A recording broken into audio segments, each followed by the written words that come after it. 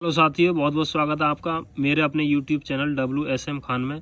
आज मैं आपको DRS से संबंधित कुछ महत्वपूर्ण श्रृंखला देने वाला हूं। इसमें जो है आपको बहुत ही हेल्प मिलेगी। और मैंने सन 2022 और 2021 में बहुत सारी श्रृंखलाएं डाली थी, तो उससे बहुत सारे बच्चे पास आउट हो चुके हैं। मुझे थैंक्स का मैसेज देते हैं, मैसेज के जरिए यानी कमेंट सेक्शन में जो है मुझे धन्यवाद देते हैं। तो मैं उनके जो है अच्छे उज्जवल भविष्य की कामना करता हूँ। वो तो बच्चे जो है अपने अपनी जॉब पर लग चुके हैं। तो ये जो है ऋण वसूली एजेंट होता है, हिंदी में बोलते हैं इसको, यानी कि डेप्ट रिकवरी एजेंट। बैंकें, बड़ी बड़ी बैंकें, छोटी छोटी बैंकें जो हैं, एक लड़का अलग से ही रखा जाता है लोन की उगाही के लिए, यानी कि ऋण वसूली के लिए। तो ये डेप्ट रिकवरी एजेंट होता है। तो इसमें जो है 50% आपको अंक लाने अनिवार्य होते हैं और कोई भी नेगेटिव मार्किंग नहीं होती है, बट जो है 50% मार्क लाने अनिवार्य होते हैं। बाकी में जो है ज़्यादातर 33% पर पास आउट हो जाते हैं, बट जो है इसमें 50% अंक लाने अनिवार्य होते हैं।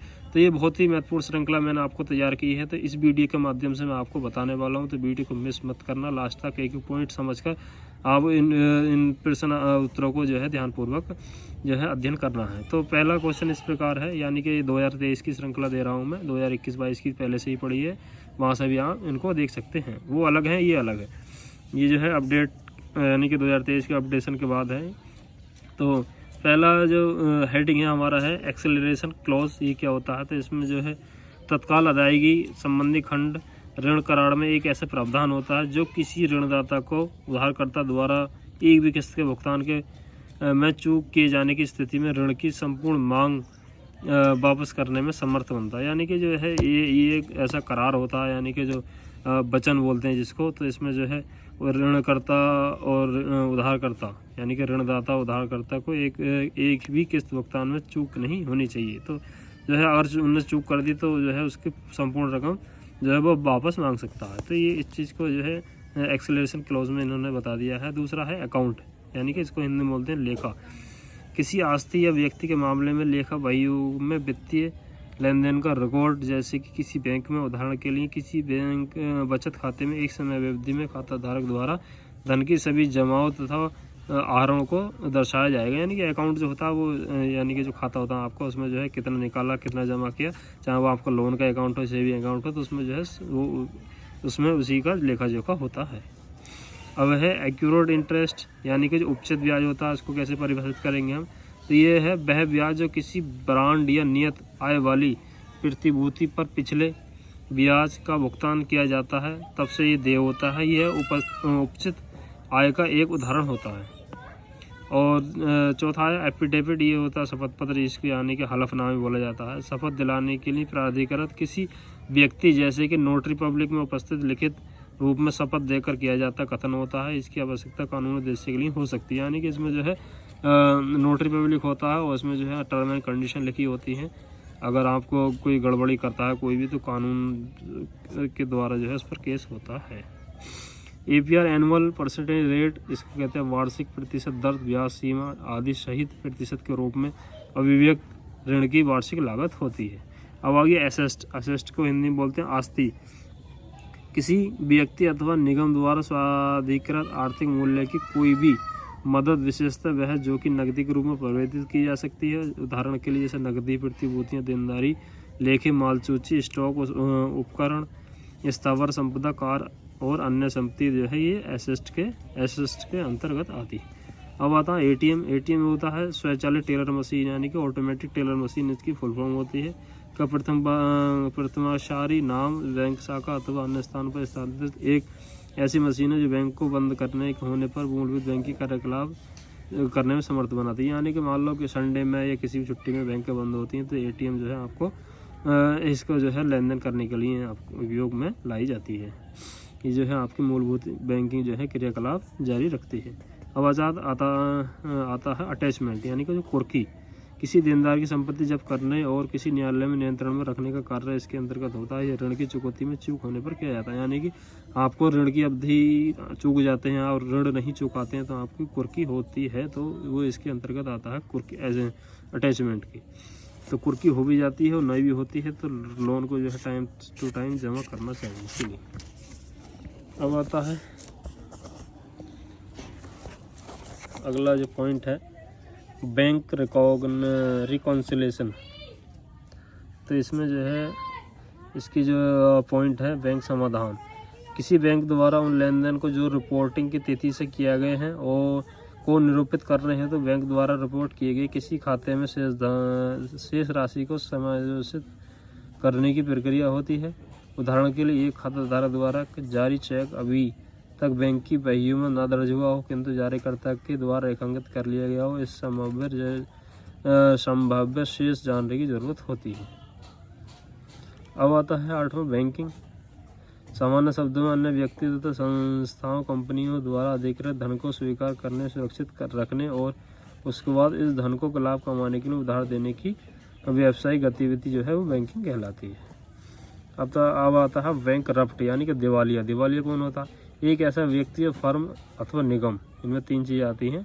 फर्म भी आ सकती है, व्यक्ति भी, निगम भी, जिससे सभी आस्तियों को न्यायालय द्वारा नियुक्त एक न्यासी को अव्यवहित कर देने के बाद न्यायालय कार्रवाई के जरिए दिवालिया घोषित कर दिया जाता है तथा जिसे ऋण के भुगतान से मुक्त कर दिया जाता है अथवा वैसा करने की अनुमति दी जाती है। यानी कि जो दिवालिया हो जाता है तो वो न्यायालय उसको जो है दिवालिया घोषित कर देता है कि ये जो है लोन चुकाने के मतलब लोन से मुक्त कर दिया जाता है, यानी कि इसके बस की लोन चुकाना नहीं है, इसको जो है दिवालिया कर दिया जाए और उसकी संपत्ति जब्त कर ली जाती है। तो वैरियर होता है वाहक, किसी पराक्रम में लिखत का धारक होता है, अर्थात कोई व्यक्ति जो कि लिखत पर भुगतान प्राप्त करने का हकदार होता है उसको बोलते हैं वैरियर। इसको जैसे ध्यान से पढ़ लीजिएगा, बहुत ही अच्छा प्रश्न है। किसी पराक्रम में लिखत का धारक होता है, अर्थात कोई ऐसा व्यक्ति जो लिखत पर भुगतान प्राप्त करने का हकदार होता है, इसको वैरियर बोलते हैं। यानी कि किसी ने लिखित में दे दिया कि मुझे इतने रुपए उस टाइम पर देने हैं, तो वो जो है वाहक हो गया, उस टाइम पर वो पैसे देने होते हैं।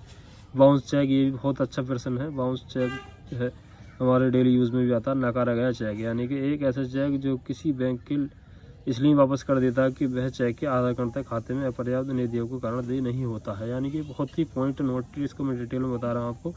आपने किसी को चेक काट के दे दिया या आपको किसी ने चेक दिया है और चेक बाउंस होने की स्थिति ये होती है कि उसके खाते में पैसा नहीं होता, उसने चेक काट दिया, उसके खाते में इतना पैसा नहीं है, तो उस पर जो है अगर चेक बाउंस हो गया यानी कि खाली चला गया चेक, तो उस पर 590 रुपये की पेनल्टी पड़ जाती है और जो है चाहे आदमी मतलब जो प्राप्त करता है तो वो बैंक उस पर खाते धारक पर केस भी कर सकता है, तो उससे जेल भी हो सकती है ये, और उससे सिविल बहुत ख़राब होती है। ये 3-4 कारण होते हैं बाउंस चेक के। अगर आप किसी को चेक दे रहे हैं तो आप अपने खाते में पूरे पैसे हैं तभी चेक दें, अन्यथा चेक नहीं दें। तो जो है ये बाउंस चेक के 3 जो है दिक्कतें पैदा होती हैं। कैश क्रेडिट, नकद ऋण, किसी कंपनी को कार्यशील पूंजी आवश्यकता पूर्ति करने हेतु एक अल्पावधि ऋण होता है। यानी कैश क्रेडिट होता है, मान लो जैसे क्रेडिट कार्ड का पैसा होता है, 1 महीने के लिए पैसा आपको यूज़ करने के लिए मिलता है, बाद में आपको उसको जमा करना होता है, यानी कि अल्प अवधि के लिए पैसा मिलता है। अब आया चेकबुक। चेकबुक कोरे चेकों की एक ऐसी पुस्तिका होती है जो किसी बैंक खातक द्वारा अपने जमा खाते से धन आहरित करने में समर्थ बनाती है। यानी कि जो कोरा कागज होता है यहाँ आपको खाते से बैलेंस निकालने के काम में आती है। कोलेटरल होता है संपार्श्विक, किसी उधारकर्ता द्वारा कोई ऋण अथवा अन्य कर्ज प्राप्त करने के लिए चूक होने की स्थिति में जब्ती की शर्त पर गिरवी बंधक रखी गई आस्तियाँ, जिसे प्रतिभूति भी कहा जाता है, इसको जो है कोलेटरल बोला जाता है। अब आता है कलेक्टिंग बैंकर। वसूली करता बैंकर वह बैंक जो अपने ग्राहकों की ओर से पराक्रम में लिखित की वसूली करता है। अब आया कमिटी फी, प्रतिद्वंद्विता शुल्क, किसी ऋणदाता द्वारा किसी उधारकर्ता को उपलब्ध कराए गए ऋण को रोकने के लिए दिया जाने वाला ये प्रभार होता है, कमिटी फी। फीस से आप समझ लीजिएगा, कंपाउंड इंटरेस्ट होता है चक्रवृद्धि ब्याज। एक ऐसा ब्याज की गणना न केवल प्रारंभिक मूलधन अपितु पहले वाले अवधियों के लिए संचित ब्याज पर की जाती है। चक्रवृद्धि ब्याज एक ब्याज से अर्थ में भिन्न होता है, अर्थात ब्याज की गणना केवल मूलधन की रकम के प्रतिशत के रूप में की जाती है। यानी कि चक्रवृद्धि ब्याज होता है डबल ब्याज, यानी कि मान लो आपने 10,000 का लोन लिया, वो हो गया 12,000, तो आपका जो मूलधन था वो 10,000 था, मगर जो ब्याज जो लगेगा 12,000 पर लगेगा, यानी कि जो आप पर देनदारी हो गई 12,000 की हो गई तो 12,000 पर लगेगा, यानी कि ब्याज पर ब्याज, इसको चक्रवृद्धि ब्याज बोला जाता है। अब आता है क्रेडिट एजेंसी। ये ऋण एजेंसी होती है, एक ऐसी कंपनी होती है जो बैंक व्यक्तियों और निगमों द्वारा ऋण पात्रता के बारे में सूचना एकत्र करती है और इसे एक शुल्क लेकर इच्छुक पक्षों को प्रदान करती है। इसको इसको क्रेडिट एजेंसी बोलते हैं, यानी कि एक कंपनी की तरह काम करती है। व्यक्ति और निगमों को ऋण पात्रता का काम करती है और सूचना जो है एकत्र करती है और शुल्क लेकर इच्छुक पक्षों को प्रदान करती है, यानी कि जैसे होते हैं फाइनेंस वाले ही क्रेडिट एजेंसी कहलाती है। क्रेडिट एनालिसिस ये होता है ऋण विश्लेषण। किसी आवेदक के ऋण अनुरोध अथवा निगम के ऋण निर्गम का इस संभावना का निर्धारण करने के लिए उधारकर्ता को अपने दायित्वों बाध्यताओं को पूरा करने के लिए मूल्यांकन करने की प्रक्रिया ये जो है क्रेडिट एनालिसिस के अंतर्गत आता है। अब आता है क्रेडिट कार्ड। ये बहुत क्वेश्चन आता है क्रेडिट कार्ड का। क्रेडिट कार्ड एक ऐसा कार्ड होता है जिसका उपयोग केवल धन उधार अथवा उत्पाद सेवाओं की खरीदारी करने के लिए बारंबार किया जा सकता है, यानी कि एक महीना या 40 दिन के लिए आपने पैसा से उससे जो है लेन देन कर लिया, तेल ले लिया, शॉपिंग कर ली, उसके बाद 40 दिन के अंदर वो पैसा उसमें जमा करना होता है, अन्यथा आप पर पेनल्टी लग जाती है। तो कुछ लोग जो है लोन के रूप में इसका यूज़ कर रहे हैं, कुछ लोग जो है मतलब ख़रीदारी के लिए यानी कि मजबूरी में करते हैं, कुछ लोग जो है इससे 1 महीने के लोन निकाला फिर जो है काम करके फिर जमा कर दिया। तो ऐसे मतलब किसी तरीके से आप जो है इसकी जो है एक हद होती है, सीमा होती है कि 40 दिन के अंतर्गत आपको जमा करना चाहे कहीं से ही करें।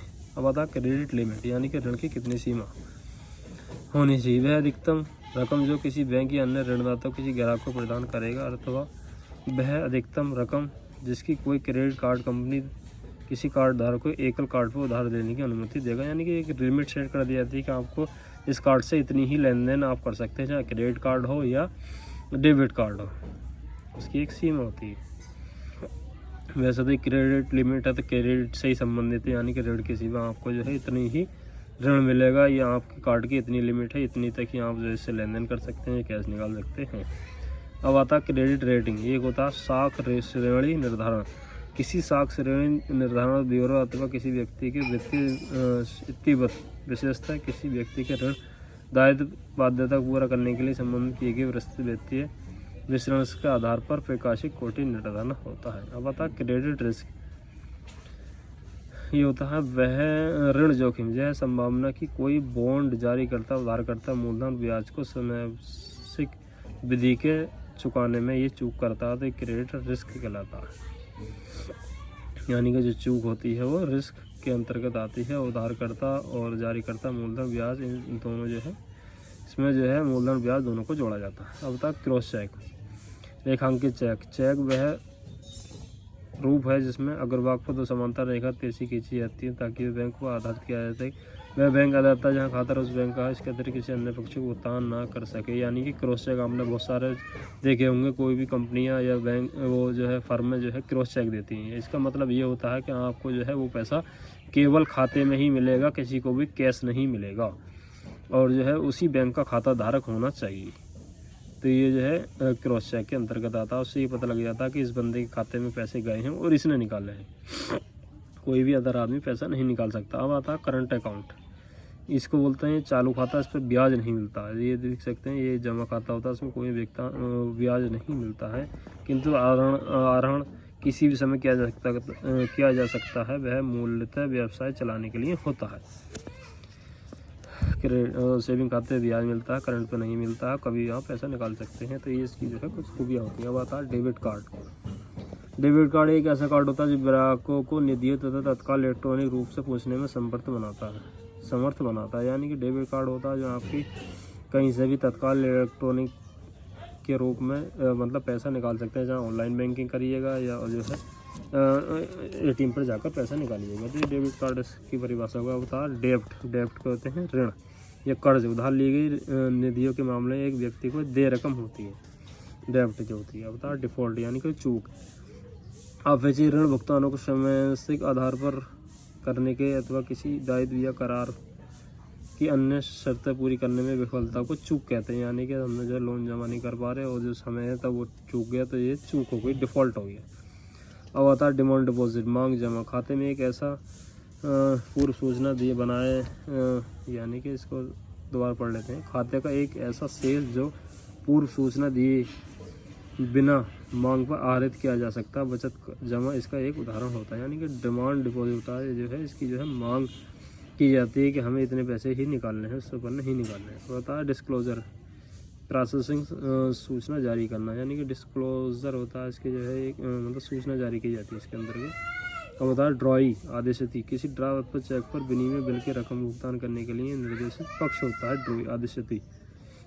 ड्रॉयर कहते हैं आहरणकर्ता, वह पक्ष जो भुगतान करने के लिए किसी अन्य पक्ष पर ड्राफ्ट चेक अथवा विनिमय बिल आधारित करता है। यानी कि ड्रॉयर होता है, आहरणकर्ता होता है, वह जो है कि एक पक्ष को दूसरे पक्ष के लिए ड्राफ्ट के जरिए, चेक के जरिए अथवा विनिमय के जरिए बिल आहरित करता है।